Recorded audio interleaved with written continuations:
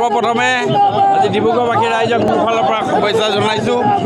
আজি ডিব্ৰুগড়বাসী ৰাইজে মোক এই অসমৰ মাননীয় মুখ্যমন্ত্ৰী ডক্টৰ হিমন্ত বিশ্ব শৰ্মা ডাঙৰীয়াই যি দায়িত্ব দিছে, দায়িত্ব পালন কৰাৰ উপৰিও যি ধৰণে আহি মোক স্বাগতম জনাইছে, মোক সম্বৰ্ধনা জনাইছে। আৰু আগন্তুক দিনত মোৰ ফালৰ পৰা মই সকলো ধৰণৰ প্ৰচেষ্টা কৰিম আৰু সামগ্ৰিকভাৱে অসমৰ আৰু ডিব্ৰুগড়ৰ উন্নয়নৰ কাৰণে মই চিন্তা কৰিম।